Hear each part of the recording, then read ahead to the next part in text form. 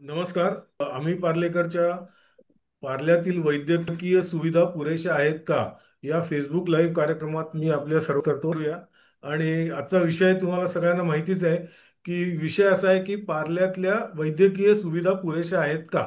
आता याची पार्श्वभूमी अशी आहे की गेले 5 महिने आम्ही पार्लेकरमध्ये आपण पार्ल्याच्या वैद्यकीय वास्तवावर प्रकाश टाकणारी एक लेखमाला प्रसिद्ध केली होती. त्याच्यात पार्ल्यातलं मेडिकल इन्फ्रास्ट्रक्चर असं आपण ज्याला म्हणतो त्याच्याविषयी चर्चा केली होती. काही आस्थापनांच्या सुविधांविषयी काही चर्चा केली होती. आणि हे सगळं लिहिलं होतं संगीता बेहरे मॅडमनी. या संबंधीचा जो रिसर्च पण करायला लागतो, कारण बऱ्याच ठिकाणी जायला लागतं, लोकांशी बोलायला लागतं, अधिकाऱ्यांशी बोलायला लागतं, कॉर्पोरेशनच्या अधिकाऱ्यांशी बोलायला लागतं. हे सगळं रिसर्चचं काम सुद्धा संगीता बेहरे मॅडमनी केलंय. आणि अशा गेल्या 5 महिन्यात आपण ही लेखांची 5 लेखांची मालिका आपण सादर केली होती. त्याला खूप प्रतिसाद मिळाला, खूप फोन आले आम्हाला. आणि खूप विचारणा आली, हे असं का, हे तिथे त्या सुविधा का नाहीत, त्या कधी होणार, किंवा एखादी सोय एखाद्या हॉस्पिटलमध्ये कमी असेल तर ती कधी सुरू होणार, याविषयी विचारणा झाल्या. त्यामुळे आम्हाला असं वाटतं की आपण जर असा फेसबुक लाईव्ह हा कार्यक्रम केला आणि त्याच्यात पार्ल्यातल्या ज्येष्ठ वैद्यकीय क्षेत्रात काम करणाऱ्या लोकांना आपण बोलवलं तर त्याचा नक्कीच लोकांना उपयोग होईल आणि मार्गदर्शन पण होईल लोकांना त्या बाबतीत. आणि त्या उद्देशानेच आजचा आपण हा फेसबुक लाईव्ह कार्यक्रम आपण करतोय. आणि त्याच्यासाठी वैद्यकीय क्षेत्रात काम करणारे काही ज्येष्ठ लोक आहेत त्यांना आपण इथे एक चर्चेसाठी आमंत्रित केलंय. आम्ही पार्लेकरच्या सहसंपादिका भाग्यश्री महाजन यांना विनंती करतो की त्यांनी आपल्या पॅनलिस्ट लोकांची ओळख करून द्यावी, म्हणजे आपण चर्चेला सुरुवात करूया.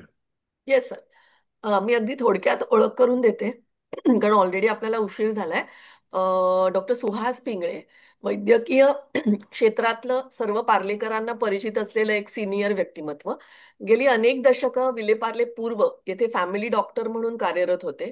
महाराष्ट्र मेडिकल काउन्सिलचे ते अध्यक्ष होते. आरोग्य विषयक त्यांनी भरीव लेखन केलेलं आहे. मुलाखती दिल्या आहेत. वैद्यकीय शिक्षणाच्या बाजारीकरणाच्या विरुद्ध यशस्वी न्यायालयीन लढा दिलेला आहे. पार्ल्याच्या अनेक सामाजिक कार्यक्रमात त्यांचा सहभाग असतो. आणि आम्ही पार्लेकरशी तर डॉक्टर गेले अनेक वर्ष जोडलेले आहेत. थोडक्यात वैद्यकीय क्षेत्रातलं एक सामाजिक भान असलेलं व्यक्तिमत्व. नंतर डॉक्टर मेधा शेटे, वैद्यकीय क्षेत्रातल्या पॅथॉलॉजी विभागात MD असलेल्या आणि जवळजवळ 40 वर्ष पार्ले पॅथॉलॉजी लॅब चालवणाऱ्या पॅथॉलॉजिस्ट डॉक्टर मेधा शेटे. या पार्लेकरांना सगळ्यांनाच माहिती आहेत. त्यांनी अनेक रक्तदान शिबिरांचं आयोजन केलेलं आहे. पार्ल्यातील स्वातंत्र्यवीर सावरकर केंद्राच्या कार्यकारिणीचा त्या भाग आहेत. पार्ल्यातील मराठी मित्र मंडळ या संस्थेच्या त्या ट्रस्टी आहेत.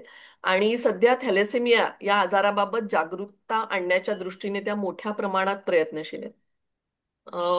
डॉक्टर विनय पर्वतकर, गेले अनेक वर्ष MD फिजिशियन म्हणून पार्ले भागात ते कार्यरत आहेत. हार्ट रिलेटेड आणि डायबेटॉलॉजिस्ट म्हणून त्यांची विशेष ओळख आहे. पार्ल्यातील अनेक सामाजिक संस्थांशी ते निगडित आहेत. गेल्या 30 वर्षांपासून ते वैद्यकीय क्षेत्रात कार्यरत आहेत आणि आपल्या सगळ्यांनाच माहिती आहे हनुमान रोडवरील समर्थ क्लिनिकमध्ये ते प्रॅक्टिस करतात. आणि या व्यतिरिक्त Nanavati hospital, Criticare hospital, Sanjeevani, Gawade hospital, Kirit nursing home मध्ये सुद्धा ते अटॅच्ड आहेत. आणि आता आपल्या शेवटच्या पॅनलिस्ट आहेत संगीता बेहरे मॅडम. त्यांना मराठी साहित्य आणि इतिहासाची आवड आहे. अभ्यासपूर्ण प्रवासाची त्यांना आवड आहे. आणि आम्ही पार्लेकरच्या संदर्भात त्यांची विशेष ओळख म्हणजे गेली जवळजवळ 14-15 वर्ष आम्ही पार्लेकरमध्ये वेगवेगळ्या विषयांवर नियमित लेखन त्या करत असतात. अर्थात आम्ही पार्लेकरच्या एडिटोरियल टीमचा त्या खूप महत्वाचा भाग आहे. आम्ही पार्लेकर मधील त्यांच्या लेखनाचे वैशिष्ट्य म्हणजे मगाशी सरांनी आता सांगितलं त्याप्रमाणे पार्ले परिसरातील अनेक सामाजिक समस्यांना, विषयांना आपल्या लेखातून त्यांनी वाचा फोडली आणि निर्भीडपणे त्यांची मतं त्या मांडत असतात. आपल्या आजच्या विषयाच्या संदर्भात सांगायचं तर गेले 5 महिने पार्ल्याच्या वैद्यकीय वास्तव्यावर रिसर्च करून त्यांनी लेख लिहिलेत आणि अक्षरशः ग्राउंड रियालिटीची त्यांना चोख माहिती आहे. असे हे आता आपले सगळे पॅनलिस्ट आहेत. तर सर आपण सुरू करूया. हो, हो. सुरू करूया. आणि मला वाटतं आपण जसं म्हटलं की गेले 5 महिने आपण ही लेखमाला चालवतोय आणि संगीता मॅडम ती लेखमाला लिहित आहेत. तर मला वाटतं आपण पहिला प्रश्न त्यांनाच विचारूया की तुम्ही 5 महिने बऱ्याच ठिकाणी फिरलात, बऱ्या आस्थापनांच्या अधिकाऱ्यांना भेटलात, कॉर्पोरेशनच्या अधिकाऱ्यांना भेटलात. ग्राउंड रियालिटी काय हे मला वाटतं तुम्हाला खूप चांगलं माहिती आहे. आता भाग्यश्री म्हणाली तसं. तर काय वाटतं तुम्हाला, काय म्हणजे आपण असं म्हटलं की एक प्रायमरी आणि सेकंडरी अशा दोन भागात जर आपण वैद्यकीय सेवांचं आपण विभाजन केलं तर काय वाटतं तुम्हाला, तुमची काय मतं आहेत त्या बाबतीत? ॲज अ आपण तसं बघायला गेलं तर पार्ला हे आपण सुसंस्कृत सुशिक्षित लोकांचं हे असं एक त्याचा जो चेहरा आहे तो तसा आहे. त्याचप्रमाणे वैद्यकीय बाबतीमध्ये म्हटलं तर पार्ला म्हटलं की अत्यंत जाणकार, अ, अभ्यासू आणि बरेच वर्षांची चा अनुभव असलेले अशी एक मोठी डॉक्टरांची टीम आपल्या नजरेसमोर ती येते. त्यामुळे नाही म्हटलं तरी एक नागरिकांच्या मनामध्ये एक सुरक्षेची भावना असते की आपल्याला कुठच्याही क्षणाला वैद्यकीय मदत मिळू शकते वगैरे अशा पद्धतीची. पण ज्या वेळेला तुम्ही त्याच्या डीपनेसमध्ये जाता, म्हणजे इथले डॉक्टर्स उत्तमच आहेत हे मी नक्कीच म्हणेन. पण त्याचबरोबर ज्या वेळेला डॉक्टर नुसता चांगला असून चालत नाही, त्याच्यासाठी लागणाऱ्या ज्या इतर गोष्टी आहेत त्या सुविधांच्या बाबतीमध्ये जेव्हा आपण डीपली अभ्यास करतो त्यावेळेला त्या पुरेशा आहेत असं नाहीये मला वाटत गेल्या 5 महिन्यांच्या अनुभवानंतर. हम्म, सगळ्यात पहिला मोठा भाग आपला असा आहे की हॉस्पिटलची गैरसोय आहे पार्ला ईस्ट या भागामध्ये. हम्म, हम्म, एक जीवन विकास हॉस्पिटल होतं की जिथे खिशाला परवडणाऱ्या दरामध्ये बऱ्याचशा सुखसोयी, बऱ्याचशा वैद्यकीय सोयी उपलब्ध होत्या. हम्म, अ, अगदी MRI आणि सिटी स्कॅन पर्यंतच्या तरी होत्या, ज्या काळामध्ये डॉक्टर दणाई जिवंत होते त्या काळामध्ये. पण त्याच्यानंतरच्या काळामध्ये मात्र त्यांची जी अंतर्गत भांडणं आणि अ, न्यायालयीन खटल्यांमध्ये ते जे अडकत गेलेलं आहे त्याच्यामुळे ते पूर्ण रसातळाला गेलंय.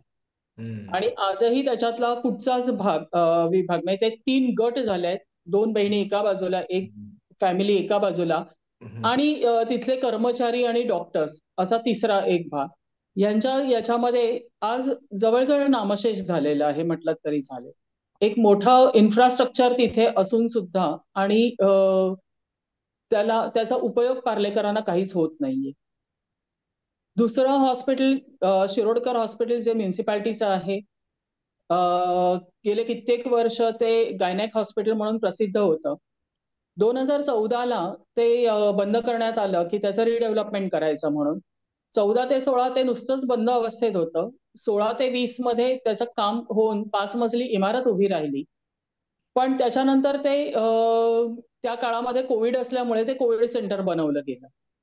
आणि जुलै 2024 मध्ये ते आता पुन्हा गायनॅक हॉस्पिटल म्हणून चालू झालेलं आहे. तिथे लहान मुलांचे म्हणजे पेडियाट्रिक सगळ्या गोष्टी तिथे होतात.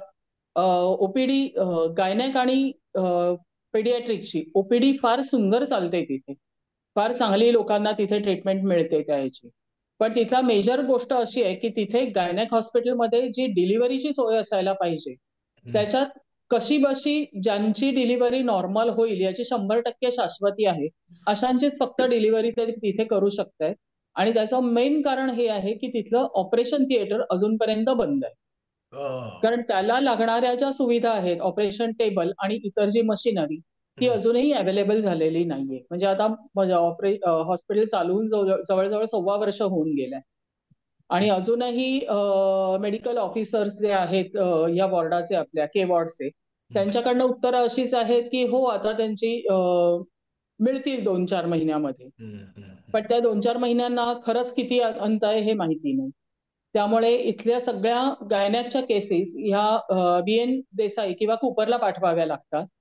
आणि ईस्ट वेस्टचा ट्रॅफिक गृहीत धरता त्या बायकांना किती त्रास होत असेल हे आपण इमॅजिन करू शकतो. हम्म, आणि मग बाकीची आहेत ती सगळी खाजगी हॉस्पिटल्सच आहेत. हम्म. तिसरं हॉस्पिटल गावडे म्हणजे हॉस्पिटलचं गावडे. पण तुम्ही हे केलं होतं.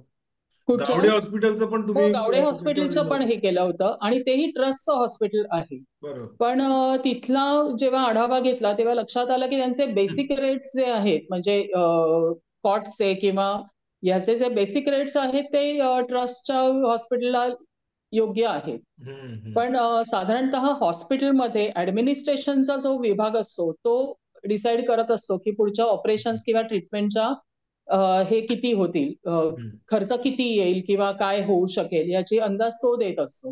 हम्म, पण ह्यांच्याकडे पद्धत काहीतरी वेगळीच आहे. इथे डॉक्टर्सच अंदाज देतात हम्म. आणि इथे साधारणतः सारख्याच ऑपरेशन्ससाठी किंवा सारख्याच ट्रीटमेंटसाठी वेगवेगळ्या पेशंट्सना वेगवेगळे दर आकारले जातात. आणि तुमच्या लक्षात आलं. ह्या गोष्टी उघड झाल्यामुळे हम्म. इथे इन्शुरन्स कंपन्यांनी हे हॉस्पिटल ब्लॅकलिस्ट केलंय. अच्छा. आणि हॉस्पिटलवाले हे गोष्ट पेशंटला सांगत नाहीत. हम्म. त्यामुळे अनेकदा पेशंट ऍडमिट केले जातात आणि ज्या वेळेला इन्शुरन्सकडे हल्ली जातात, कारण हल्ली जवळजवळ 80% लोकांचे मेडिकल इन्शुरन्स असतात की हम्म. हम्म. आयदर स्वतःचे किंवा ऑफिस किंवा हम्म. त्यांच्या इंडस्ट्रीज कडनं किंवा अशा याच्यातून. हम्म. तर त्यांना नंतर ते मिळत नाही किंवा बरोबर. इन्शुरन्सवाले सांगतात तुमचा पेशंट दुसरीकडे हलवा मग आम्ही देऊ. अनेकदा सिरियस पेशंट हलवता येत नाही आणि अक्षरशः त्यांचे नातेवाईक कचाट्यात सापडतात की आता आम्ही काय करायचं. हो. अच्छा. बरोबर. आणि त्याच्याबद्दल ट्रस्टी किंवा इतर ऍडमिनिस्ट्रेशनचे लोक बोलायची सुद्धा तसदी हम्म. घ्यायला तयार नाहीये हम्म. लोकांशी. खरंय. हा, मगाशी आपण जसं म्हटलं तसं दोन भागात आपण जर हो, वैद्यकीय सुविधेचे म्हटलं बरोबर. तसं एक जीपी आपण ज्याला म्हणतो जनरल प्रॅक्टिशनर, हो, त्याची परिस्थिती काय आहे? म्हणजे तुमच्यानंतर मला जनरल डॉक्टर पिंगळ्यांकडे प्रॅक्टिशियन्स जायचंय. हे फार कमी, म्हणजे त्यांचं प्रमाण खूप कमी होत चाललेलं आहे. हा. आणि जे आहेत ते आज जवळजवळ बहुतेक आहेत ते 70+ आहे. अच्छा. म्हणजे साधारण पुढच्या 10 वर्षानंतर पार्ल्यामध्ये जनरल प्रॅक्टिशियन्स असतील का हा प्रश्न पडतोय.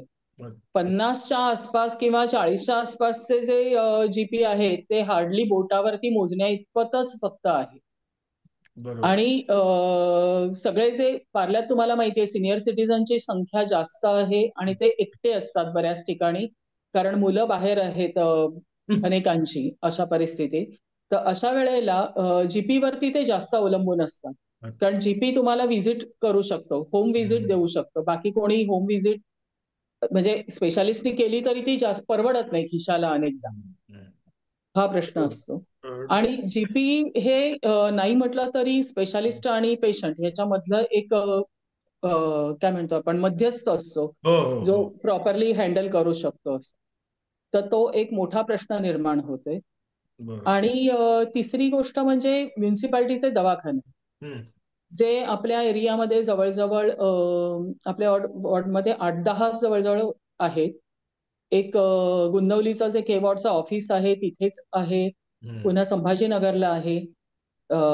तुमच्या बहार टॉकीजच्या समोर आहे. शिरोडकर हॉस्पिटलमध्ये सुद्धा आपला दवाखाना चालतो. हम्म. हम्म. अ, ह्याच्या नंदा पातकर रोडला तिथे आहे. हम्म.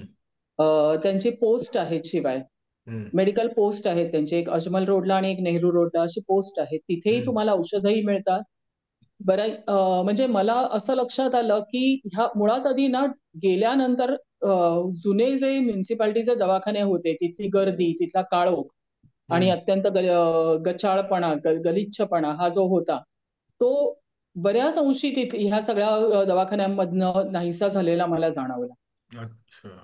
उत्तम चांगली म्हणजे त्यांना काय म्हणतो आपण चांगलं स्ट्रक्चर त्यांना बांधून दिलेलं आहे म्युन्सिपाल्टीने. हम्म. हवेशीर आहे.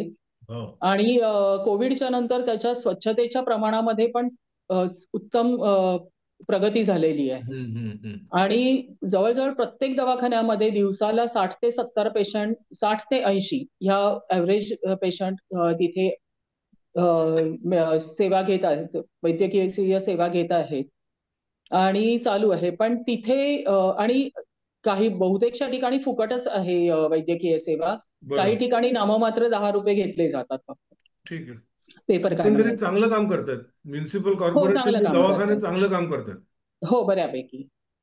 डॉक्टर पिंगळे, मला तुमच्याकडे यायला आवडेल की मगाशी आपण जसं म्हटलं की मॅडम म्हणाला की जीपी ही ही कम्युनिटी कमी होत चालली आहे, तर त्याच्याबद्दल तुम्ही काय सांगाल? काय काय दिसतंय तुम्हाला फ्युचर?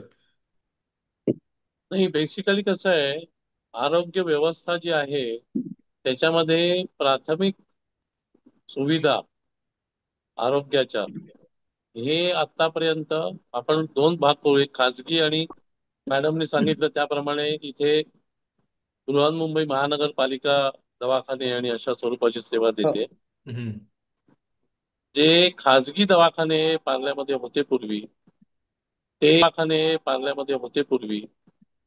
ते दिवसेंदिवस कमी होत चालले असं मॅडमनी आता सांगितलं.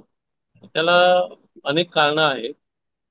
पहिलं एक कारण असं आहे की पार्ल्यातील प्रॉपर्टीचे जे दर आहेत ते बघता भाडी आणि प्रत्यक्ष जर एखाद्याला विकत घ्यायची असेल जागा दवाखान्याची, तर इट इज म्हणजे ते शक्यच नाहीये. ते त्याला इंग्रजीमध्ये म्हणतो कॉस्ट इफेक्टिव्ह होत नाही. दुसरीकडे आज फक्त एमबीबीएस करून शिक्षण थांबवत नाहीत डॉक्टर्स, त्यांना पुढे शिकायचं असतं. जसं ई नंतर हल्ली एमबीए करतात किंवा सीए नंतर एमबीए करतात, अशा प्रकारे पुढचं शिक्षण घेऊन एक तज्ज्ञ किंवा त्याच्याही पलीकडे सुपर स्पेशालिस्ट व्हायचं, अशा गोष्टींकडे कल आहे डॉक्टर कम्युनिटीचा. पहिलं मी जे सांगितलं की कॉस्ट इफेक्टिव्ह होत नाहीये. आज जे पार्ल्यामध्ये खाजगी वैद्यकीय व्यवसाय करणारी मंडळी आहेत, मॅडमनी सांगितल्याप्रमाणे हाताच्या बोटावर मोजण्या इतकेच आता जीपीज राहिलेले आहेत.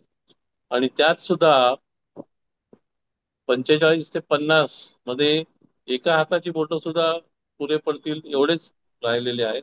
त्याच्यामुळे पुढच्या काही वर्षांमध्ये खरोखर जीपींची वानवा होऊन आपल्या इथल्या ज्येष्ठ नागरिकांची पंचायत होणार आहे.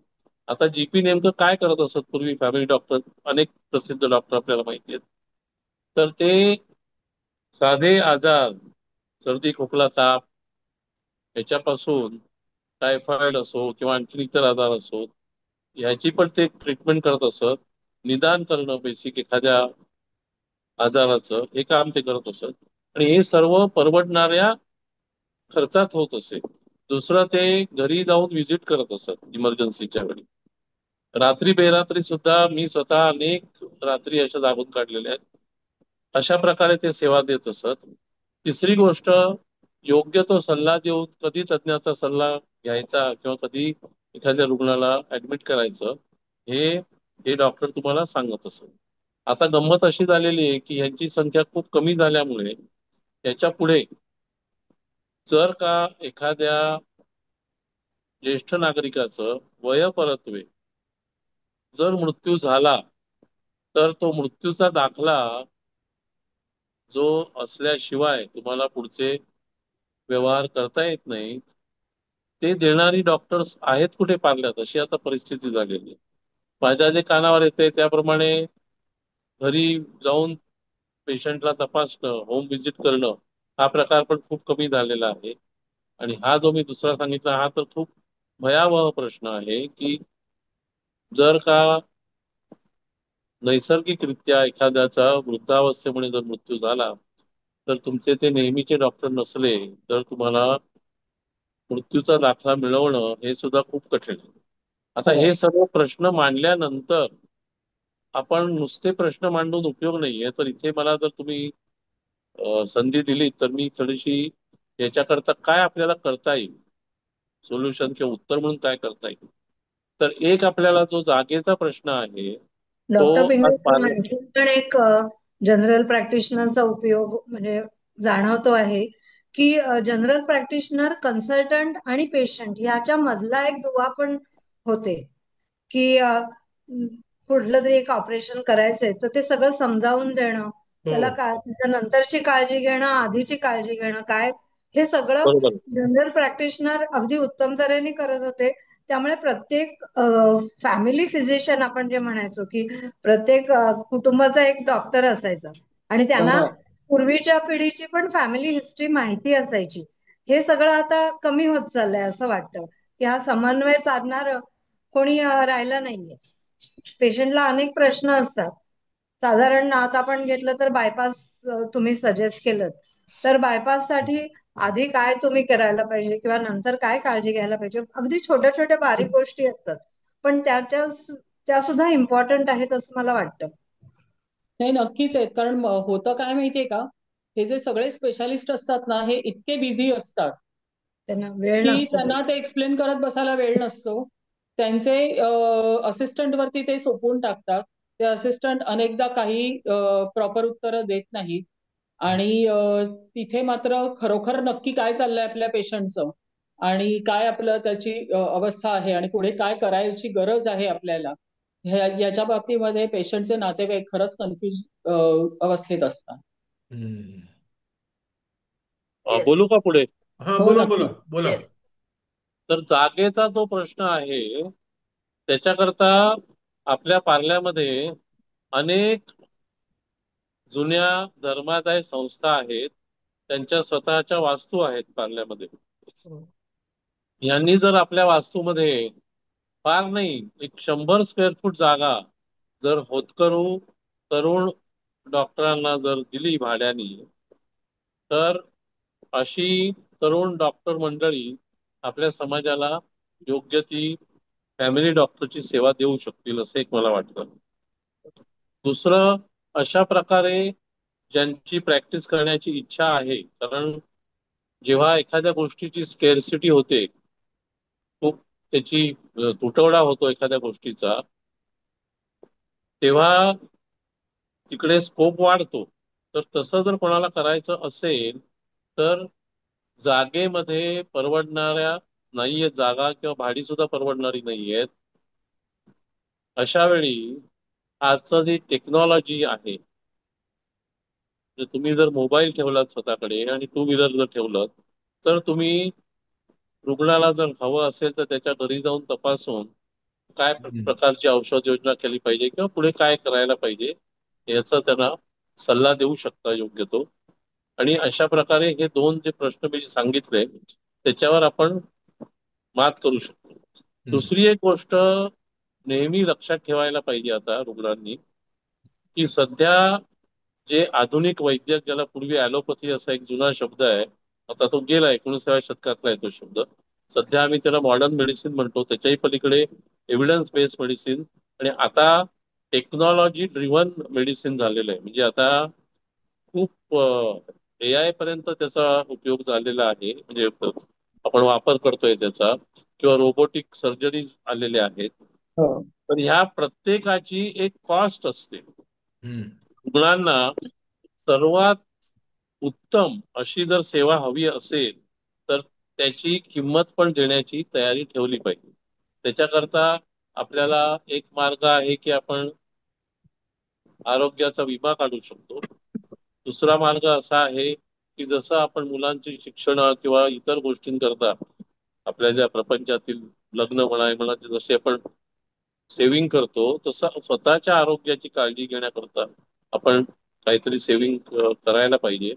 दुसरं, आपल्या स्वतःचा आरोग्य स्वतःचं चांगलं ठेवण्याकरता ज्या काही गोष्टी डॉक्टर नेहमी सल्ला देतात की आहारावर तुम्ही लक्ष द्या आणि तुम्ही एक व्यायाम करा, तर आज पार्ल्यामध्ये रस्त्यांवर तर फिरणं जवळजवळ अशक्य झालेलं आहे. खरंय. ज्येष्ठ नागरिकांना एक सतत भीती असते की कुठेतरी रस्त्यावर आपल्याला जर अपघात झाला तर काय होईल, कारण इतकी गर्दी झालेली आहे वाहनांची आणि फुटपाथ गेलेले आहेत. आता जी 2-3 मैदानं आहेत तिथे सुद्धा इतकी कमालीची गर्दी असते की एखाद्याने म्हटलं तर आपण थोडंसं वेगाने चालूया तर ते फार कठीण आहे. तर थोडक्यामध्ये काय आहे की आपण जी प्राथमिक आरोग्य सेवा जी आहे ती विशेषतः खाजगी आरोग्य सेवा प्राथमिक लेव्हलची, त्याच्यामध्ये खूपच त्रुटी जाणवत आहे. आणि एक लक्षात ठेवा की इंग्लंडमध्ये जिथे नॅशनल हेल्थ स्कीम आहे तिथे फॅमिली डॉक्टर किंवा जीपीला गेट कीपर म्हटलं जातं. म्हणजे तो संपूर्ण समाजाचा खर्च ताब्यात ठेवतो. तिथे उठसूट तज्ज्ञांकडे तुम्ही जाऊ शकत नाही. जीपीनी सजेस्ट केल्यावरच तुम्हाला जाता येतं. आणि त्यामुळे जो देशाचा पैसा आरोग्याकरता खर्च होतोय त्याच्यावर काहीतरी नियंत्रण ठेवता येतं. त्याच्यामुळे प्राथमिक आरोग्य सेवा देण्याकरता फॅमिली डॉक्टरांचं महत्व फार आहे. मगाशी जे संगीता मॅडमनी सांगितलं की आपल्या हायवेच्या पलीकडे जी परिगावरची वस्ती ज्याला आपण म्हणतो, हम्म. आंबेवाडी, वडारवाडी किंवा आंबेडकर नगर, अशा प्रकारचे जे आहेत ना, तिथे जनरल प्रॅक्टिशनर्स आहेत पण ते बरेचसे नॉन MBBS डॉक्टर्स आहेत. हम्म. एखादाच तुम्हाला आढळला तर पण बहुतेक नाहीच. तर त्यांचं ज्ञान त्या विषयातलं आणि खरोखर किती ते योग्य ते देऊ शकतात ते काही कल्पना नाही. नंतर बरं. काही लागलं तर मी बोलेन त्या विषयावर. थँक्यू. मला ना डॉक्टर विनय पर्वतकरांना डिस्कशन मध्ये आणायचं आहे. डॉक्टर विनय, आपण मगाशी म्हटलं एक प्रायमरी लेवलची जीपी आणि फॅमिली डॉक्टर्स ही जी एक सिस्टीम आहे ती, आणि संगीता मॅडमनी जसं मगाशी म्हणाले तसं एक मोठी ऑपरेशन्स किंवा जास्त उच्च दर्जाची वैद्यकीय सेवा लागते. आणि तिथे आपण मला वाटतं पार्ल्यातली हॉस्पिटल्स ट्रस्टची असतील, म्युन्सिपल कॉर्पोरेशनची असतील, ती कमी पडत आहेत. काय वाटतं, तुझं काय मत आहे, तुमचं काय मत आहे या बाबतीत, आणि कसं काय? नाही, याबद्दल मी डॉक्टर पिंगळेंनी जे आत्ता किंवा डॉक्टर संगीता बेहेरेंनी जो काही रिसर्च केला आहे याच्यात पूर्णपणे सहमत आहे. प्रायमरी डॉक्टर किंवा फॅमिली फिजिशियनची कमतरतेला 2 ते 3 प्रॉब्लेम जबाबदार आहेत. एक तर प्रॉपर्टीची भरमसाठ किंमत. बरोबर. दुसरी गोष्ट, एक सेवाभावी भाव जो असतो डॉक्टरांचा, आमचा जो प्रोफेशन आहे तो सेवाभावी जो भाव आता नवीन जनरेशनमध्ये मी आता बघतोय, बरेचसे नवीन डॉक्टर, मी DNB टीचरही आहे, तो हम्म. सध्या राहिलेला नाही आहे. सध्या सडनली लवकर लवकर पैसे कमवायचे आहेत डॉक्टरांना, नवीनच्या डॉक्टरांना पण. त्यामुळे थोडेसे ते वेळ तेवढा देत नाहीत पेशंटला. सर म्हणतात तसं व्हिजिट पण जास्ती करत नाहीत. व्हिजिटची पण फी अव्वाच्या सव्वा लावू शकतात त्यावेळेचं. कारण ते शिक्षण पण सध्या महागडं झालेलं आहे. त्यावेळेला आम्ही हम्म. शिक्षण घेतलं डॉक्टरांनी किंवा आम्ही घेतलं त्यावेळेला आमचं शिक्षणही तसं आमच्या आईवडिलांना जे नोकरीत होते त्यांना ते परवडू शकलं. पण ह्या हम्म. वेळेला आता सगळ्या डोनेशन फीजमध्ये सुद्धा काहीतरी असतील त्या नवीन जनरेशनचे पण. त्यामुळे नवीन जनरेशनमध्ये तो सेवाभावी भावच राहिलेला नाहीये. हा एक, त्यामुळे प्रायमरी फिजिशियनच कमी राहिलेत. दुसरी गोष्ट, मृत्यू झाल्यानंतर जे डेथ सर्टिफिकेट द्यायचे त्याच्यासाठी पण भरपूर लोकांना वणवण फिरावं लागतं. आजच माझ्याकडे पेशंट जवळजवळ 5 तास फिरत होता.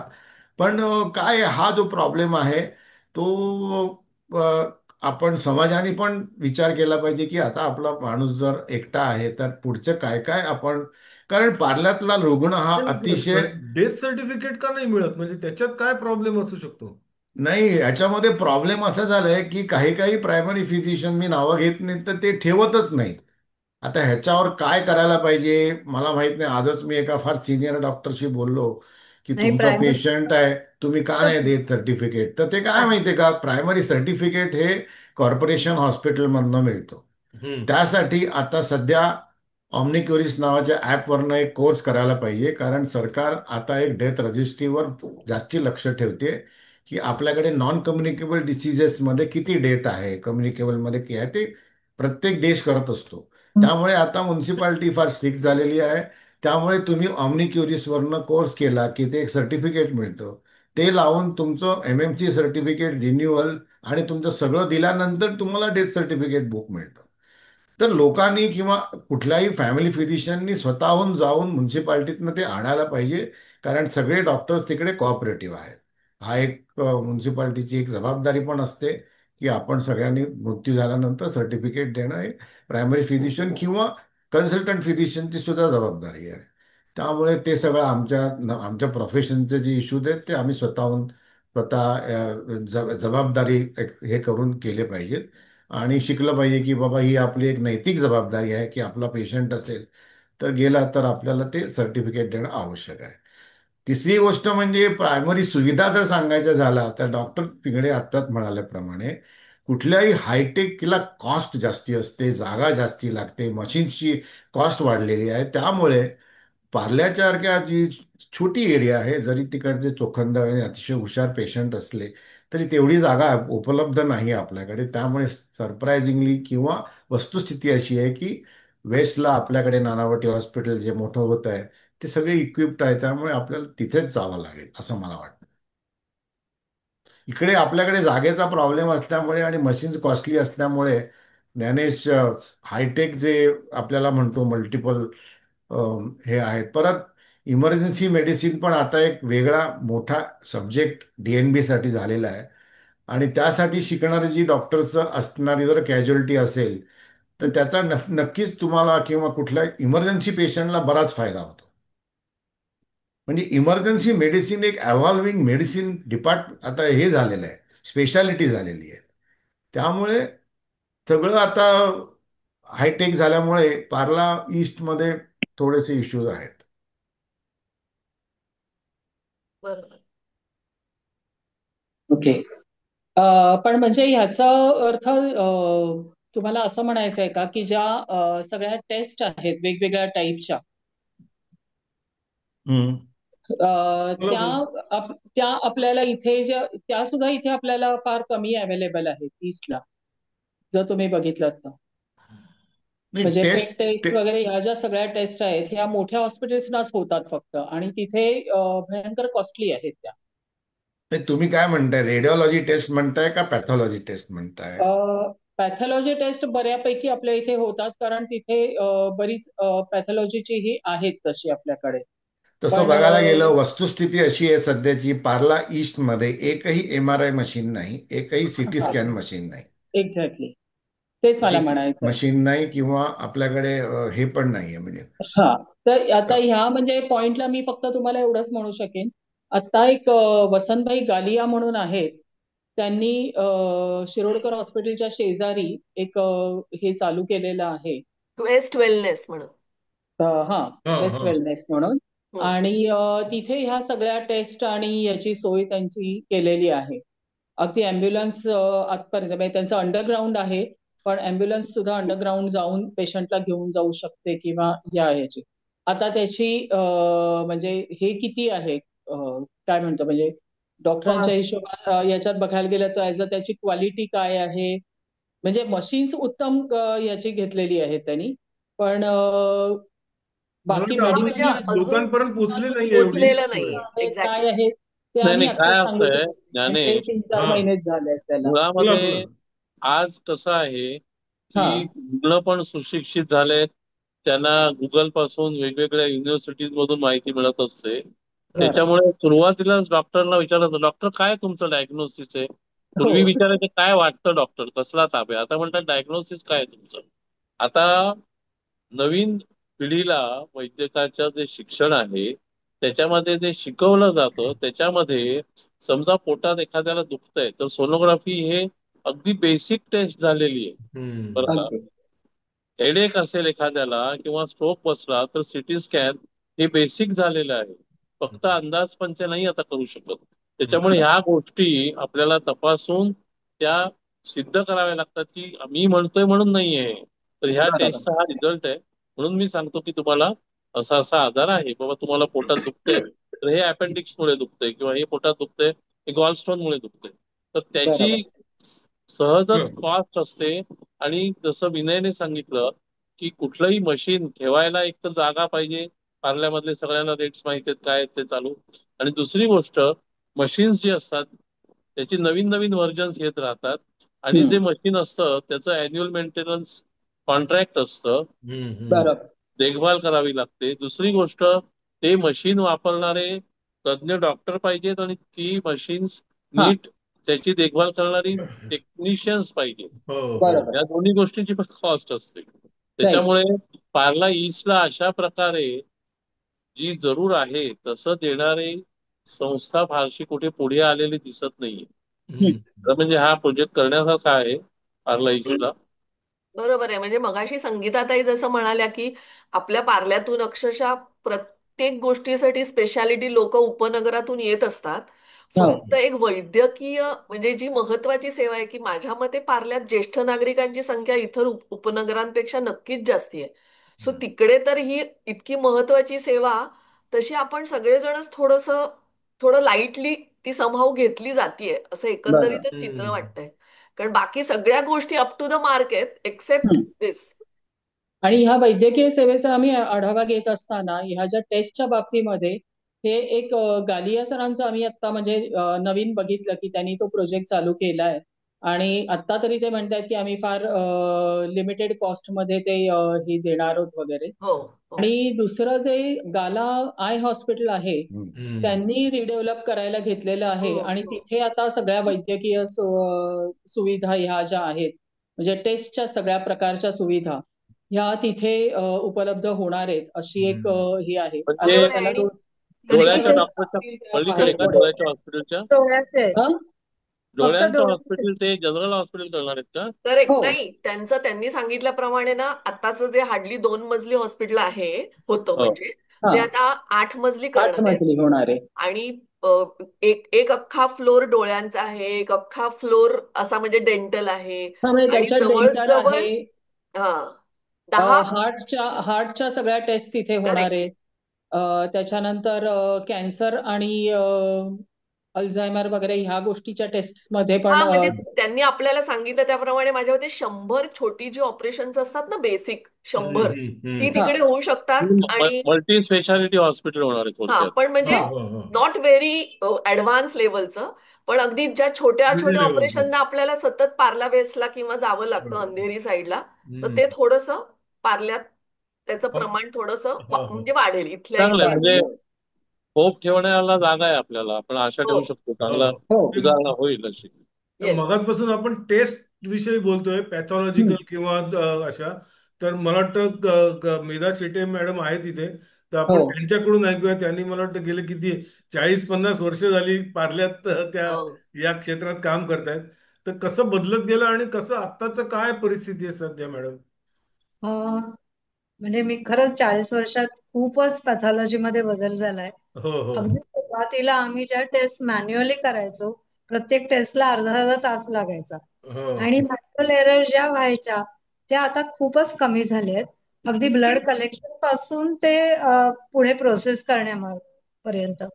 आणि अॅक्युरसी पण खूप आलेली आहे, कारण ऑटोमेशन आलंय. तर ह्या सगळ्यांनी डायग्नोसिस तर खूप चांगल्या पद्धतीने व्हायला लागलंय. पण असं आहे की शेवटी म्हणजे येते गोष्ट ती पैशाची साठी, की या सगळ्यासाठी परत मोठी मशिनरी घ्यायची, हे घ्यायची, म्हणजे पैसा पाहिजे. आणि हल्ली म्हणजे कॉस्ट इफेक्टिव्ह पण व्हायला पाहिजे. तर ह्याच्यात बऱ्यापैकी आम्ही त्याचं संतुलन साधायचा प्रयत्न करतो. पण आता पार्ल्यात पण खूप पॅथॉलॉजिस्ट, एमडी पॅथॉलॉजिस्ट नाहीयेत.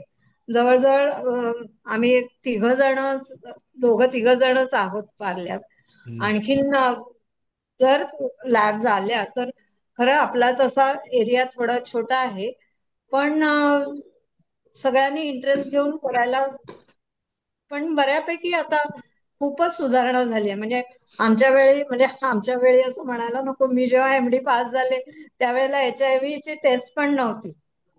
ती आता आम्ही आणि मला सांगायला पण म्हणजे आवडेल की त्याचं प्रमाण पण खूप कमी झालंय आता. हम्म. दुसरी गोष्ट मला सांगायची वाटली की ज्या कम्युनिकेबल डिसीजेस आहेत, म्हणजे डेंग्यू, मलेरिया, टायफॉइड आणि हम्म. दुसऱ्या आपल्या लेप्टोस्पायरा म्हणा किंवा चिकनगुनिया, या सगळ्यासाठी म्युन्सिपाल्टीचे लोक आमच्या लॅबमध्ये येऊन त्याचा डेटा कलेक्शन करून घेऊन जातात. हम्म. म्हणजे तुमच्याकडे आज किती पेशंट आले आहेत पॉझिटिव्ह हम्म. डेंग्यूचे, आणि मग त्यांचे फोन नंबर, पत्ते घेऊन जाऊन ते घरी जाऊन फवारणी करतात. आणि जर त्यांच्याकडे काही अळ्या सापडल्या तर ते त्यांना तसं फाईन पण करतात. म्हणजे ही गोष्ट मी गेल्या 4-5 वर्षातलीच बघितली. हो, आणि दुसरं नक्कीच म्हणजे इम्प्रुव्हमेंट आहे. टीबी साठी टीबी साठी पण खूप अवेअरनेस आलाय, पण टीबीचं प्रमाण काही केले कमी होत नाहीये. आणि म्हणजे दर आठवड्याला आम्ही एकतरी नवीन केस बघतो. पण तरी सुद्धा त्याच्यात सुद्धा म्युन्सिपाल्टीचे लोक येऊन सांगून जातात की एखादी केस जरी असली तरी तुम्ही आम्हाला इन्फॉर्म करा, आम्ही त्यांना गोळ्या वगैरे सगळ्या देऊ. पण लोक जायलाच तयार होत नाही. हम्म. त्यांच्याकडून त्यांना महिन्याभराच्या ज्या टीबीच्या औषधं आहेत ती खूप तशी महाग आहेत. तर ती औषधं म्युन्सिपाल्टी पूर्णपणे फुकट देते. हो. पण ते फुकट मिळालेलं त्यांना असं वाटतं की खरंच ह्याच्या काही म्हणजे इफेक्टिव्ह ऊन होतील येईल का का? नाही. कोण येईल का? बरोबर. हा. कम्युनिकेबल डिसीज मध्ये जागरूकता तशी खूप आहे. हम्म. आता आपली गटारं वगैरे बऱ्यापैकी कव्हर्ड आहेत, त्यामुळे डास, तरी डासांचं काही कमी झालं नाहीये. पण मागच्या वर्षी जर मी म्हटलं तर मागच्या वर्षी आम्हाला अगदी हाताच्या बोटावर मोजता येतील एवढे मलेरियाचे हे सापडले होते. पण यावर्षी पुन्हा परत मलेरिया आणि डेंग्यू आहेच. Okay okay. या सगळ्याला आपली स्वच्छता आणि हे सगळं म्हणजे कचरा कुठे टाकतो आपण, त्याच्यावर डास किती जमतात, पाणी किती जमतं, टायरमध्ये पाणी जमतं किंवा खड्डे जे आहेत त्या खड्ड्यांमध्ये पाणी जमतं, या सगळ्या पाणी आणि डेंग्यूचे तर असे आहेत की अस्वच्छ नाही स्वच्छ पाण्यावरचे डास हो. आपल्याला चावले तर हे होतं, म्हणजे दिवसा सुद्धा ते चावले. पूर्वी आपण म्हणायचो की संध्याकाळच्या वेळेला, पण असं नाहीये. डेंग्यूचे डास हे दिवसा सुद्धा चावून आपल्याला डेंग्यू होऊ शकतो आणि यावर्षी पण डेंग्यूचं प्रमाण प्रचंड होतं. चांगलंच आहे. मला जास्तीच आहे. वाटतं कोविडच्या नाही कोविडच्या ज्ञानेश, काळात खूप तुमच्यावर प्रेशर आलं असेल नाही, हो, कोविडच्या हो. काळात. कोविडमध्ये तर म्हणजे पहिल्या वेळेला कुणालाच काय माहिती नव्हती, तर आम्ही पण लॅब बंद ठेवली होती, कारण कोणी टेक्निशियन यायला तयार नव्हते. पण हम्म. नंतर आम्ही पण तेवढेच म्हणजे कळलं आणि सरावलो आणि अक्षरशः म्हणजे नुसतं टेस्ट करणं नाही, पण त्या पेशंटला ऑक्सिजन सिलेंडर मिळवून देणं, त्यांना ऍडमिट करणं, हे सगळ्या गोष्टी पण आम्ही करत होतो. आणि म्हणजे टेस्ट बाहेर म्हणजे आता मेट्रोपॉलिस वगैरे अशा सारख्या लॅब ची 3-3, 4-4 दिवस अपॉइंटमेंट मिळत नव्हती त्या ह्याची करोनाची टेस्ट करायसाठी. मग त्यांनी प्रायव्हेट लॅब्सना पण सांगितलं की तुम्ही पण कलेक्ट केलं तर चालेल आणि आम्ही कलेक्ट करून त्यांच्याकडे सॅम्पल द्यायचं होतं. प्रायव्हेट लॅब्सना अलाउडच नव्हतं की त्या करोनाच्या टेस्ट PCR मेथडनी करतील, पण कलेक्शन तरी करायला त्यांनी परवानगी दिली होती. तर आता बरंचसं आपला हा डेंग्यू मलेरियाचा विषय चाललाय म्हणून मी तिथे फक्त एक तुम्हाला नोट करते की हे जे सगळे सरकारी दवाखाने आहेत, म्हणजे महानगरपालिकेचे दवाखाने आहेत, यांच्यातनं याच्यासाठी मात्र खूप काम केलं जात आहे. म्हणजे ह्या लोकांना नक्कीच फुकट हे देतात. केवळ नक्कीच नक्कीच. रेसिडेन्शियल नाही, हम्म. तर पार्ल्यामध्ये जे फेरीवाले आहेत, जे बाहेरून येऊन बसणारे आहेत, हम्म. त्यांना सुद्धा मार्केटमध्ये सुद्धा एकेका फेरीवाल्याला भेटून त्याच्याशी बोलून त्यांना हे दिलं जातं. त्याच्यानंतर लेप्टोस्पायरोसिस, हा पाऊस जो आता कंटिन्युअसली 5-6 महिने पाऊस चालू आहे आपल्याकडे, त्याच्यामुळे लेप्टोस्पायरोसिसचा जो धोका तयार होतो, त्याच्यासाठी सुद्धा त्या ज्या गोळ्या त्यांना लागतात लेप्टोच्या, हम्म. त्याही त्यांना फुकट दिल्या जातात आणि कंपल्सरी. म्हणजे ते त्या मॅडम त्या एक तर म्हणत होत्या की कधी कधी तर आम्ही आमच्या समोर त्यांना सांगतो, आता माझ्या समोर आधी औषध घे तू म्हणून. बरोबर. तरी आणि याच्यात चांगली हो, पब्लिक पद्धत. दृष्टीने हा, बीएमसीचं चांगलं आहे काम. चांगलं मलेरिया काम आहे. पण ज्ञानेश मला ह्याच्यामध्ये ना एक एक थोडासा भाग मॅडम मला इथे हाही एक जाणवला की आपल्याकडे जी म्हणजे काय म्हणतो सहाय्यक जो स्टाफ येतो, म्हणजे बायका किंवा काम करायला जी हम्म. येणारी मंडळी आहे आपल्या घरगुती याच्यातली, त्याच्यातली बरीच मंडळी हायवेच्या पलीकडनं येते. ह्या ज्या सगळ्या तिथली जी सगळी बामणवाडा आणि इतर परिसर आहे त्याच्यातून. आणि तिथे मात्र प्रचंड अजूनही रस्त्यांचा गोंधळ, खड्डे, गटारं न बुजलेली वगैरे हे प्रकार खूप आहेत आणि प्रचंड डासांचं प्रमाण आहे. त्यामुळे तोही एक भाग होतोय की त्यांच्या थ्रू सुद्धा संसर्ग आपल्यापर्यंत पोहोचतोय. हम्म. त्याच्यात मला तर आणखीन एक सांगावंसारखं वाटतं की आपल्याकडे जे वॉचमन असतात, त्या हो, वॉचमनना सगळ्यांना ना फुल शर्ट ड्रेस जे हा, देतात लोक, ते फुल ड्रेस द्यायला पाहिजे. कारण आम्ही खूपदा बघितलंय की त्या सोसायटीचा वॉचमन पॉझिटिव्ह येतो आणि मग नंतर त्या सोसायटीतले लोक पण पॉझिटिव्ह येतात. तर मी खूपदा म्हणजे ज्या सोसायटीतले लोक येतात त्यांना सांगायचा प्रयत्न केलाय की तुम्ही तुमच्या वॉचमनला फुल फुल युनिफॉर्म द्या, फुल शर्ट आणि फुल पॅन्ट आणि विथ बूट वगैरे असं. तर म्हणजे कारण हे सगळे लोक वाहक आहेत की बरोबर. त्यांच्यामुळे पर्यंत हे लोक येतात, कारण ते रात्री जे गस्त घालतात किंवा हे हो. असतं, तर त्यांना चावल्यामुळे आपल्याला होऊ शकतो. मग त्यामुळे हे तर एक जस्ट थोडक्यात ज्ञानेश, थोडक्यामध्ये थोडंसं आरोग्य शिक्षणाकडे आपल्या आम्ही पार्लेकरमधून आपण लक्ष द्यायला पाहिजे. आता जे बरोबर. 2-3 मुद्दे आले ना समोर, साधा आहे की फुलशर्ट घाला. हम्म. एक गंमत म्हणून सांगतो की कोकणामध्ये एका विशिष्ट कम्युनिटीतले लोक बाजल्यावर झोपतात आणि आपले लोक मात्र खाली झोपतात. त्यामुळे विंचूदंश किंवा सर्पदंश आपल्यामध्ये जास्ती कॉमन आहे. आणि जे अच्छा. बाजल्यावर झोपतात त्यांच्यात जवळजवळ नाही. तसं जर बरोबर. आपण बाईंनी सांगितलं, आता मॅडमनी सांगितलं की फुलशर्ट घालायला दिले त्यांना, साधी गोष्ट हम्म. आहे. तर हे थोडस प्रतिबंधात्मक उपाय म्हणून आरोग्य हम्म. शिक्षणाला पण महत्व आहे. हम्म. बरोबर. बरोबर.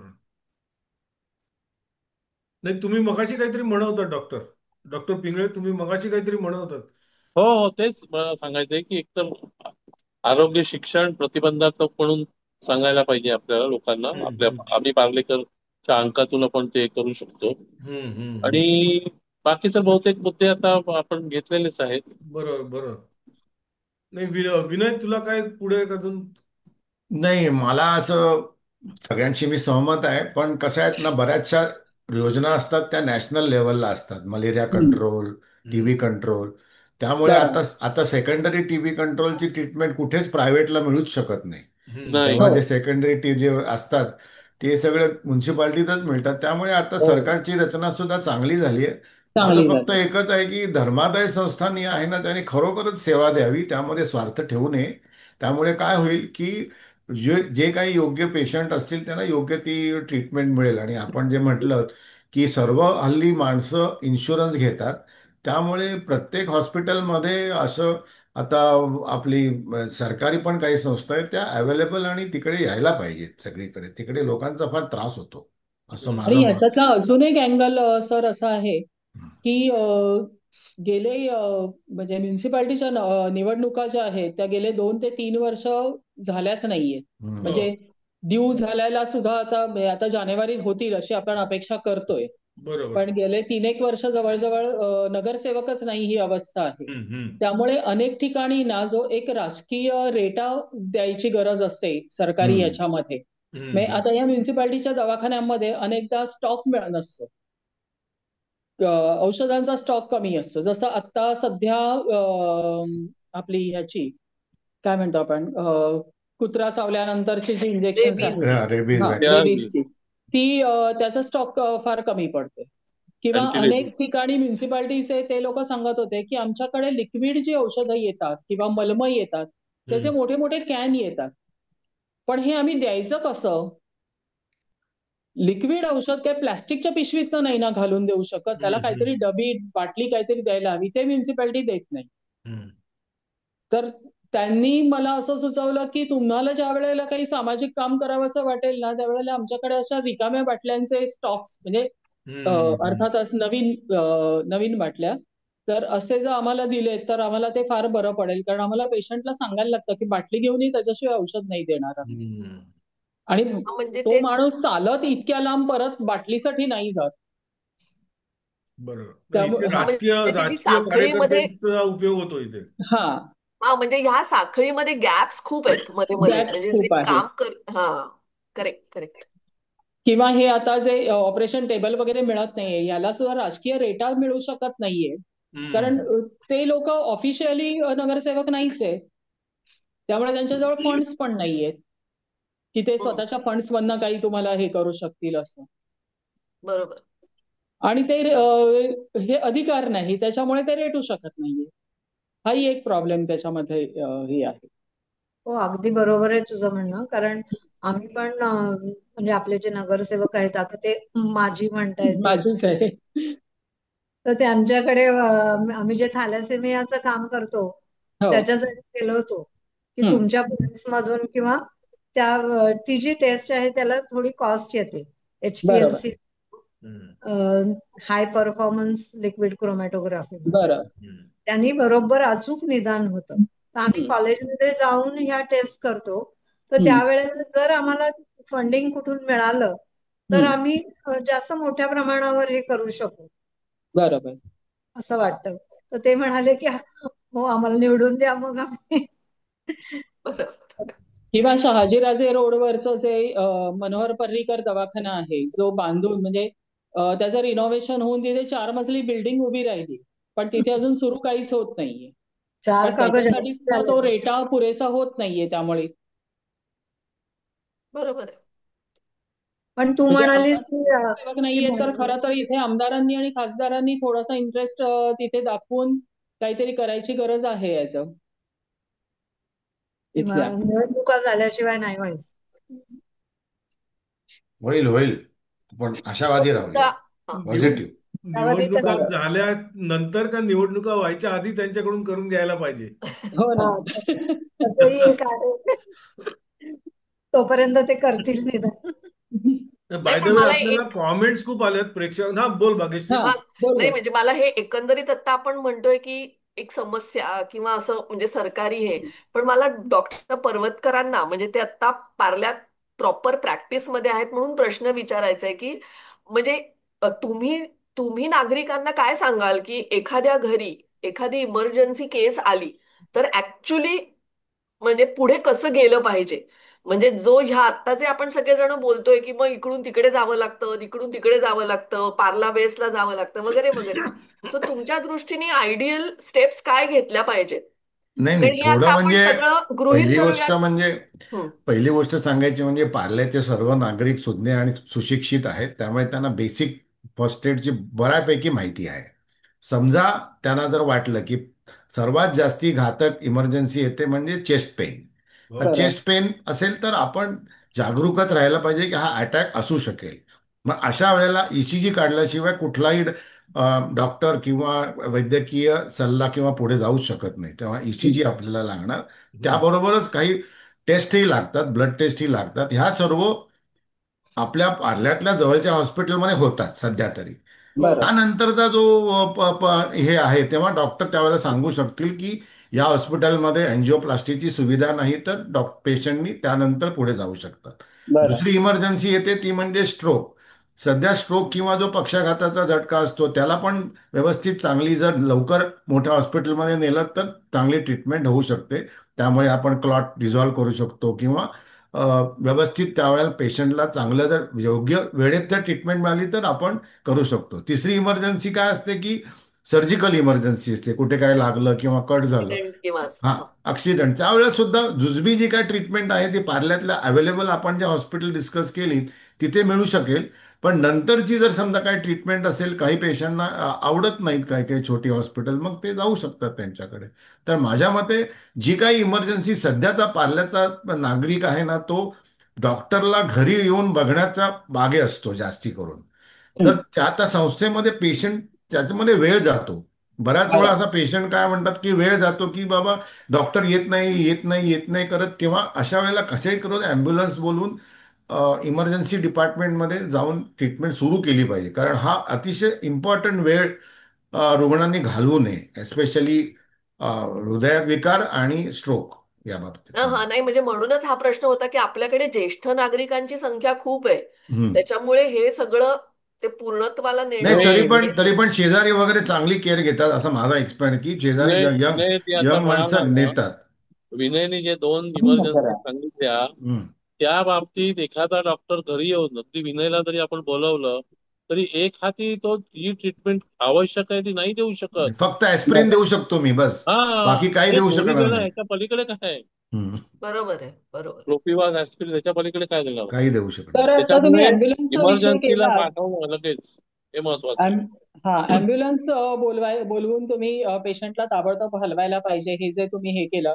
पण हा अँब्युलन्सचा विषय हा सुद्धा एक फार गहन प्रश्न झालेला आहे हा पार्ल्यातला. हो, हो, कारण नक्कीच. अगदी अगदी. अँब्युलन्स पटकन न मिळणं आणि मिळालेल्या अँब्युलन्समध्ये अत्यंत हार्श ड्रायव्हिंग करून तो पेशंट म्हणजे नाही, म्हणतो की मी चालत जातो त्याच्यापेक्षा, असं नाही, म्हणायची सध्याची वेळ आली. याचं कारण असं आहे हा. की ॲम्ब्युलन्स ड्रायव्हर आणि एक दोन जी इतर मुलं असतात ना, हा. त्यांना ह्या प्रकारचं ट्रेनिंग दिलं पाहिजे की ट्रेनिंग नाहीये. तुम्ही टॅक्सी ड्रायव्हर नाही आहात.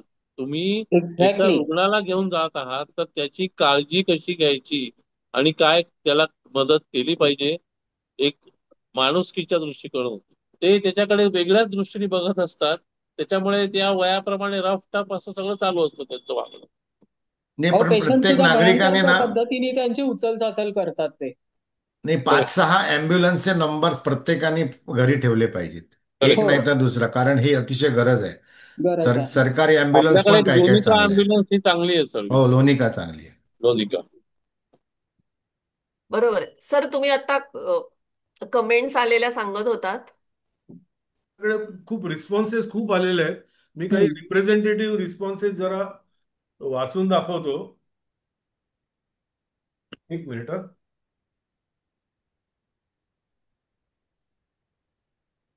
हा. एक म्हणजे Utkarsh Mandal has started this kind of facility by providing space, पण त्यांना रिस्पॉन्स येत नाहीये असं एक म्हणतायत. अच्छा. तर महत्वाचं म्हणजे काय परत परत सांगा काय म्हणताय? उत्कर्ष मंडळाने अशी हे चालू केली होती, हो जीपीना स्पेस द्यायची, पण हो त्याला तेवढा रिस्पॉन्स येत नाहीये असं एकाचं म्हणणं आहे. बरोबर. खरं आहे का डॉक्टर? हो, मी होतो संबंधित त्याच्याशी, त्यामुळे अच्छा, बरोबर आहे पण ते. एवढा रिस्पॉन्स आला नाही का त्याच्यात? तर रिस्पॉन्स म्हणजे मुळामध्ये एमबीबीएस होऊन या प्रकारची प्रॅक्टिस करायला किती लोक तयार आहेत हा मोठा प्रश्न आहे. हम्म. म्हणजे जागा मिळत नाही हा एक इश्यू आहे, पण एमबीबीएस ची प्रॅक्टिस करायला पण लोक पुढे येत लोक नाहीत नाही हा आहेत, issue आहे. आहे ना, दोन्ही नाहीये. मी हा सांगितलं ना. पण इश्यू आहे. हो नक्कीच. एकांनी गावडे हॉस्पिटलमध्ये माझा पण असाच एक्सपिरियन्स आहे वगैरे वगैरे असं दिलंय. व्यक्तिगत नका जाऊ, हा, व्यक्तिगत जनरल जनरल नाही. आपण बोलू. हो. आठवड्यातले अजून रस्त्यावर खड्डे, त्यात पाणी, यात व डास ही समस्या मोठी आहे असा मुद्दा इथे मांडला गेला असताना, मलेरिया डेंग्यू झाल्यावर आजारी पडणाऱ्या माणसांचा उपचाराचा खर्च सरकारने करावा असं असं मला वाटतं. ते ठीक आहे. म्युन्सिपाल्टी गाला हॉस्पिटलमध्ये अत्यंत कमी दरात डोळ्यांची उत्तम तपासणी होते. हो. हे एक अजून आलं. अगदी मान्य आहे. नंबर अँब्युलन्सचे कुठे मिळतील?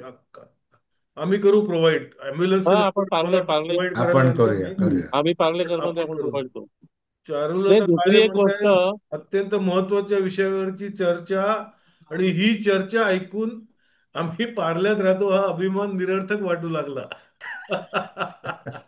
बरोबर आहे. मुकेशजींनी मगाशी सुरुवातीला ते म्हटलं होतं की बाकी सगळं चांगलं आहे, पण हे मेडिकलीच आपण जरा दोन पावलं मागे आहोत सगळ्यांपेक्षा. तर असे अजून काही तसे नाही, वेगवेग उपयुक्त चर्चा वगैरे असे काय काय हे आहेत. तर मला वाटतं अजून काही मुद्दा नसला तर आपण समुपचारक आपण समारोपाकडे जाऊया का? नाही नाही, एक एक मुद्दा मला हा, बोला ना. मांडावासा वाटतो. बोला बोला. आपण जे ज्येष्ठ नागरिकांबद्दल बोलतोय ना, हा. तर ज्येष्ठ नागरिकांनी निदान वर्षातून एकदा काही हा. बेसिक टेस्ट स्वतःच्या करून घ्याव्यात. हो. जसं ब्लड प्रेशर तपासणं, हो. मग शुगर्स तपासणं, मग किडनी लिव्हर यांचं फंक्शन बघणं, अशा या काही फार खर्चिक नाही आहेत टेस्ट. म्हणजे हम्म. निदान आपली काय आता स्टेटस आहे हे कळू शकेल. आणि त्या डॉक्टरांना पण त्यांना काही जर उपचार कधी करायची वेळ आली तर ते पण एक सोपं होतं त्यांना. नाही तर हम्म. बऱ्याच गोष्टी माहीतच नसतात, कारण टेस्ट कशाला करायच्या, असा हम्म. जो एक आहे ना, ते थोडंसं बाजूला ठेवून आपण एक प्रतिबंधात्मक ह्याच्या दृष्टीने प्रिव्हेंटिव्ह म्हणून करायला पाहिजे टेस्ट. हम्म. त्याच्यात मला सांगावं वाटतं हा, की शेटे मॅडम तुम्ही सांगा काय शेवटी काय सांगाल? आणि त्याचे रिझल्ट तर नॉर्मल आले. अरे कशाला केले हे टेस्ट, सगळं नॉर्मल तर आहे. पण ना आम्ही म्हणतो की अरे कळलं तरी ना की तुम्हाला तुमचं सगळं हम्म. नॉर्मल आहे. तर त्यांना वाटतं की ते पैसे फुकटच गेले आपले. बरोबर बरोबर. विनय काय सांगशील मला शेवटला? मला असं म्हणायचं, मी मी आता गाला हॉस्पिटलच्या पॅनलवर गेले 15 वर्ष वरती पण आहे, की हा. ही अशी संस्था आहे की ती पार्ल्याच्या बाहेरून भरपूर पेशंट अट्रॅक्ट करते. त्या अच्छा. लोकांनी इतकी वर्ष खरोखर धर्मादाय दृष्टीने लोकांच्या डोळ्यांच्या कॅटरॅक्टची ऑपरेशन केली हो, त्यांनी. खूप आणि ऐकतो तेव्हा आम्ही. फक्त 2 पेअर डॉक्टर्स होते. आता त्यांच्याकडे 4 शिफ्ट्स आहेत. त्या सगळ्यांचं हम्म. फिटनेस मीच देतो. हो. पण अतिशय माफक दरामध्ये त्यांनी इतकी वर्ष अतिशय चांगली संस्था चालवली आहे. तसंच पार्ल्यामधल्या इतर संस्थांनी सुद्धा एक आदर्श त्यांनी संस्था ठेवल्यावर आपल्याकडे पार्ला ईस्टमध्ये सुद्धा भरपूर येऊ शकतील. असं काही बरं. नाहीये की आपण अट्रॅक्ट करत नाही आहोत. जर व्यवस्थित आपल्या इच्छा असेल व्यवस्थित सेवा द्यायची, आणि ह्याला ह्याला पैसा लागतो, नाही असं नाही, ह्याला इन्व्हेस्टर्स लागतात, हे बरोबर लागतात. पण बरोबर. तेवढी हे पण पाहिजे की आपण जेव्हा इन्व्हेस्ट करू तेव्हा भरपूर, जेव्हा संख्या वाढेल तेव्हा आपलं निघेल. हे एक प्रकारचं हे पाहिजे, आत्मविश्वास पाहिजे जो इन्व्हेस्ट करतो तो. असं आणि मी आपलं. काय, मी बऱ्यापैकी आशावादी आहे. पार्ला हो. ईस्टमध्ये नाही नाही, नक्कीच नक्कीच नक्कीच. नक्कीच अजून काय काय संस्था निघतील अशा. आपण बरेचसे मुद्दे डिस्कस केले, हम्म. हो. आणि ह्याच्यावर काहीतरी होईल. आणि लोक तर जागरूक आहेतच फारच. सुजाण आपला म्हणतो ना तसा हो. नागरिक हो. पार्ल्याचा अतिशय विचारवंत आहे. हो. आणि नक्कीच आणि रेसिडेन्शियल एरिया आहे पार्ल्याची, त्याच्यामुळे. आणि आता एवढे टॉवर्स होत आहेत, लोक वाढत आहेत. बरोबर. आणि असं पण आहे ना की ज्या प्रायव्हेट ट्रस्टच्या ट्रस्टची हॉस्पिटल्स आहेत त्यांचे पण काही प्रॉब्लेम्स असणं असू साहजिक आहे. शकतात, असू असू शकतात. शकतात. त्यांचे काय असं काही नाही नाही की नाही, आता ते काय साधा वाईट असा भावनेनेच म्हणाला ना. करतात, ते चांगल्या भावनेने सुद्धा करत असतील. करत पण असतील. हो. त्यांचे प्रॉब्लेम्स असू शकतात. प्रत्येक कुटुंबात, प्रत्येक हम्म. ट्रस्टमध्ये काही ना काही इश्यूज असू शकतात. हम्म. शेवटी खरं. जमा आणि खर्च येतो तिकडे, हा, असं आणि आहे ते. शेवटी पैशाचं सोंग आणता येत नाही ना काही झालं तरी. हो म्हणते. ते पण महत्वाचं आहे. तर एनिवे, मला वाटतं की आपण समारोप, संगीता मॅडम तुम्ही करूया. काय सांगाल सांगा बघूया. आता तुम्ही 5 महिने याच्यावर काम करताय, एक्सपर्ट लोक काय म्हणतात ते पण तुम्ही ऐकलं. तर बरोबर. शेवटी काय समारोपात हे 2 शब्द बोला, तर थांबू आपण. ऍज अ एक मी म्हणेन की म्युन्सिपाल्टीच्या दवाखान्यांमधनं तर नक्कीच चांगलं काम होत आहे. हो हो, आणि ते मात्र टीबी, आहे. नक्की. मलेरिया, कॅन्सर, HIV सगळ्यावरती ते लोक हे घेत आहेत. हो हो हो. आणि त्याचा लाभ लोकांनी घ्यावा. जो म्हणजे त्यांना अपेक्षित आहे की अजून लोकांनी आमच्याकडे औषधोपचार जस्ट एक घ्यावेत एक म्हणून. मी तुम्हाला जस्ट इंटरप्ट करतो. हा. आपण म्युन्सिपल कॉर्पोरेशनच्या दवाखान्यांना थोडं दुर्लक्षित करतो का? म्हणजे हो, मिडल क्लास लोकांना दुर्लक्षितच करतात ते. हा हा. आणि आता जो काय म्हणजे आपण कनिष्ठ मध्यम वर्ग म्हणू त्याला किंवा हे, हा. तिथे सुद्धा आता असं एक थोडासा हे मेंटॅलिटी काय झाली आहे माहितीये का, तिथे ना फक्त जेनरिक औषधं दिली जातात.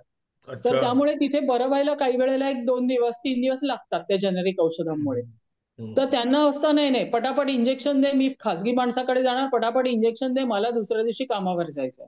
हम्म. अशी पण एक मेंटॅलिटी. आणि दुसरं म्हणजे आता त्यांना सुद्धा प्रायव्हेट डॉक्टरकडे जाणं हा एक त्यांच्याकडे पण प्रतिष्ठेचा भाग झालेला आहे. ओके. बेटर. ही एक मेंटॅलिटीचा भाग हे आहे. हम्म.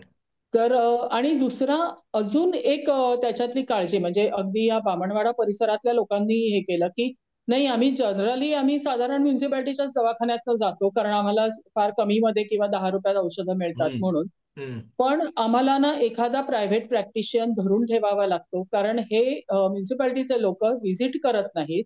इमर्जन्सीच्या वेळेला आम्हाला एखादा तरी धरून ठेवावा लागतो किंवा डेथ सर्टिफिकेटसाठी, या 2 गोष्टींसाठी. मग तो तुम्ही म्हणताय तसं तो MBBS नसतो काही वेळा, हम्म. म्हणजे त्याच्यात ते अनेक फॉल्स हे पण असू शकतात. पण हम्म. तो त्यांना काही वेळेला तो पकडून ठेवावा लागतो. ही आता तुम्ही पेशंटच्या एक बाजूनी विषय म्हटला असलेला तुम्ही. प्रॉब्लेम आहे. हा. बरं, एक एक जस्ट एक सेकंड. आता तुम्ही जेनरिक औषधांचं बोललात. हो. मला वाटतं डॉक्टर पिंगळे आणि डॉक्टर मेधा शेटे ही हा. जेनरिक औषधं पार्ल्यात आणण्यामध्ये तुमचा खूप मोठा दोघांचा खूप हात मोठा होता. हात आहे. पण ते लोकांचं अजूनही कन्फ्युजन आहे, जेनरिक औषधं घ्यावी का नाही घ्यावी, काय करावं. काही लोक म्हणतात की मेन औषधांपेक्षा ती काय कमी प्रतीची असतात, नाही आणि नाही, कसं आहे. तर त्याच्याबद्दल चांगल्या थोडं सांगा ना, कोणीतरी तुमच्या हा, दोघांपैकी कोणीतरी सांगा. चांगल्या कंपन्यांची जर तुम्ही जेनेरिक औषधं घेतलीत, उदाहरणार्थ सिप्ला कंपनी आहे किंवा अलेम्बिक कंपनी आहे किंवा ओके. इंटास कंपनी आहे, हा. हे आपल्या इथून निर्यात करण्याकरता औषधं जी बनवतात, हम्म. त्यातला काही भाग ते इथे विकायला लागतो त्यांना, बर. प्रूव्ह करायला की ह्याला सगळं स्टँडर्ड आहे. तर ती औषधं मी स्वतः सुद्धा जी काही घेतोय औषधं, त्यातली बरीचशी औषधं अशा चांगल्या कंपन्यांची आहेत. पण होतं काय की हम्म. तुम्ही जर डायरेक्ट त्या केमिस्टकडे गेलात, तर मग ते त्यांना पाहिजे त्या दुय्यम दर्जाच्या कंपन्यांची औषधं पुश करतात. तुमच्या डॉक्टरनी जर ती तपासली आणि सांगितलं की ही योग्य आहेत औषधं, तर असा किंतु बाळगायचं कारण नाही. बरं का, अलेम्बिक कंपनीचं ॲम्लिप म्हणून औषध आहे किंवा सिप्लाची विविध आजारांकरता औषधं आहेत, विनयला सिपकॅल माहिती आहे. हा, सिपकॅल सिपकॅल बघा ना किती स्वस्त आहे. म्हणजे त्याची या- छापील किंमत 86 का 88 रुपये आहे, पण ते 26 ते 30 रुपयाला मिळतं 15 गोळ्या. हो. आणि असं हीच कॅल्शियम तुम्ही जर शेलकॅल नाही नाही, घ्यायला पण गेला दोनशे हो, पण रुपये दुर्दैवाने काय झालं की गोरेगावला जे प्रबोधन संस्था आहे त्यांनी हम्म. इथे सर्वात पहिल्यांदा आपल्या स्विमिंग पूलच्या बाजूला सुरू केलं हो, होतं एक औषधाचं दुकान. हो. जनरिक औषधांचं चालू केलं नंतर होतं. ते परांजपे बी स्कीम रस्त्यावर गेलं, हम्म. पण for lack of proper response हम्म. ती बंद पडलं दोन्ही म्हणजे ठिकाणचं. आणि पण आता त्यांनी गुंडाळला असतो उद्योग.